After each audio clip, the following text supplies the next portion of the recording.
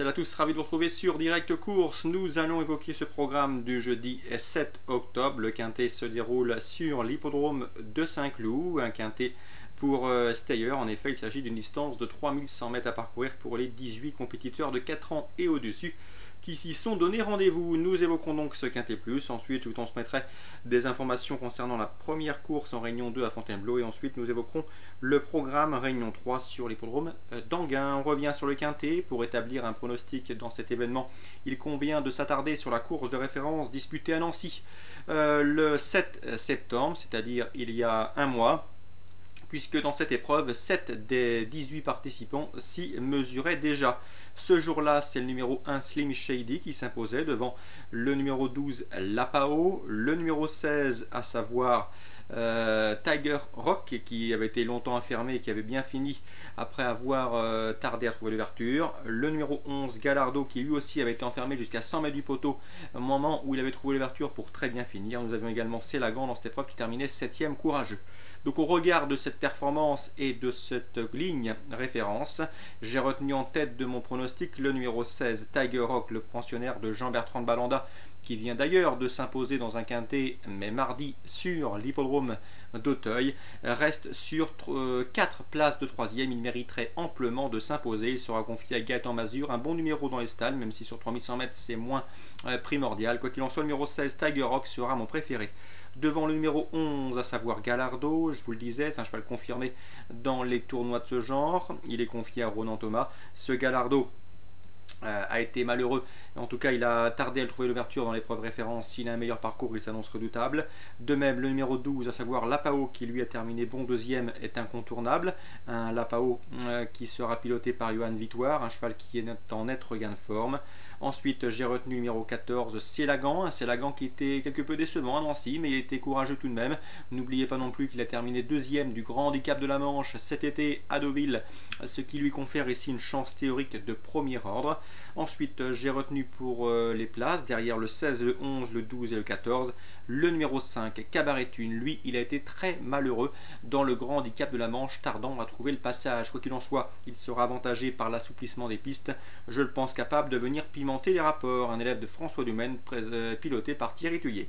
Ensuite, le numéro 6, Nelson, également un bon résultat attendu. Christophe Soumillon a été appelé pour le piloter. Ce cheval demeure intermittent, mais attention, s'il venait à pleuvoir sur la région parisienne et notamment sur l'hippodrome de Val d'Or, ses chances s'en verraient renforcées. Il aime les pistes détrempées. Le numéro 1, Slim Shady, le cheval âgé de 4 ans, retrouve ses adversaires du jour avec un désavantage au poids. En tout cas, il se retrouve moins bien placé. Le handicapeur l'a logiquement remonté sur l'échelle des valeurs. Quoi qu'il en soit, je le pense capable de conserver un accessite. Ensuite, je me méfierai du numéro 10, à savoir Marlowe. Le cheval fait preuve d'une louable régularité. Sachez également qu'il dispute son premier handicap. Difficile de savoir s'il est pris à son juste poids. Quoi qu'il en soit, ce numéro 10 présenté par Mario Hofer ne vient sûrement pas à Saint-Cloud à des fins touristiques. On se résume pour ce quintet en chiffres 16, 11, 12, 14, suivi des numéros 5, 6, As et 10. Voilà pour ce quintet. Réunion 2 Fontainebleau, je vous invite à vous pencher sur la première course. Je sais que dans cette épreuve, le numéro 2, Garinella, présenté par Alain Couetil, a débuté victorieusement à Cholet, c'était le 12 septembre. Ce jour-là, le cheval le faisait facilement. Alain Couetil en attend une logique confirmation. Il retrouvera notamment sur sa route le 104 Topin Rochelet qui terminait 3e lui pour ses débuts. Le cheval avait été complètement inédit alors que Garinella avait déjà concouru en plat. Ces deux chevaux devraient à mon sens et à mes yeux une nouvelle fois lutter pour le succès. Donc notez bien leur numéro, le 102 Garinella présenté à Alain Couetil, le 104 Topin Rochelet présenté par Patrice Quinton. Ces deux sujets devront toutefois se méfier du numéro 3 Dalios qui était loin d'être battu, qui était encore bien en course en dernier lieu lorsqu'il a chuté sur l'hippodrome de Dieppe. Donc en résumé, en jeu simple et en couplet, pourquoi pas couplet gagnant placé, le 2, le 4 et le 3 dans la première Réunion 2 Fontainebleau. On se dirige maintenant sur la R3 à Anguin. Première information dans la 5e. Elle nous provient d'Éric Martin. Son interview sera d'ailleurs disponible sur Canal Turf Radio. Sachez qu'il présente le 502 soir d'avril.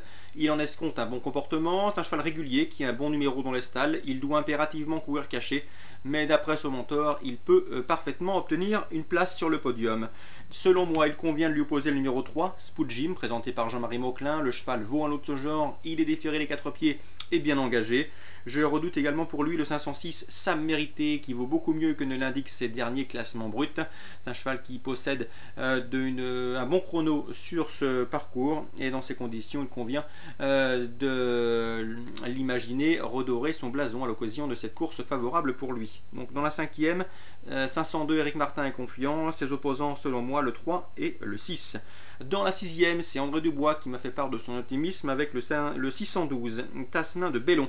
Le cheval vient de courir au trot attelé au Mont-Saint-Michel dans un très bon lot, en tout cas un lot bien composé. Il n'a pas démérité malgré le fait qu'il ait été disqualifié en début de parcours. Ensuite, il a montré sa forme en retrait. Le cheval revient sous la selle, discipline dans laquelle il ne manque pas de référence. Selon André Dubois, un bon résultat est attendu. On serait déçu du cas inverse.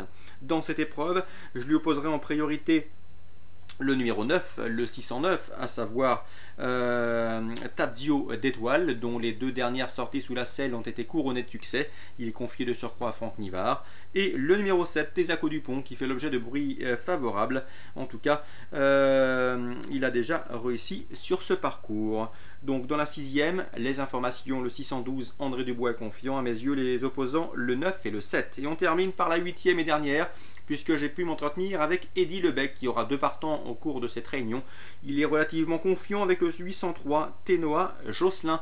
La pouliche a été façonnée en province, elle affiche une forme parfaite, elle progresse régulièrement au fur et à mesure de ses courses, elle a bien tenu sa partie dernièrement à Laval sans que son driver ne soit méchant avec elle. Ici, on a fait appel à un pilote, elle est en progrès, elle a de la tenue. Bref, il ne faudrait nullement être surpris de la voir conclure sur le podium d'une épreuve comme celle-ci. En tout cas, Eddy Lebec m'a semblé confiant pour l'obtention d'une des 3 premières places dans cette compétition. Donc le 803 Ténoa Josselin à noter sur vos tablettes, et pourquoi pas investir en jeu simple sur ses chances. Voilà, je vous ai tout transmis concernant ce programme du jeudi 7 octobre. Très bon jeu à tous, bonne journée et rendez-vous demain pour une nouvelle émission.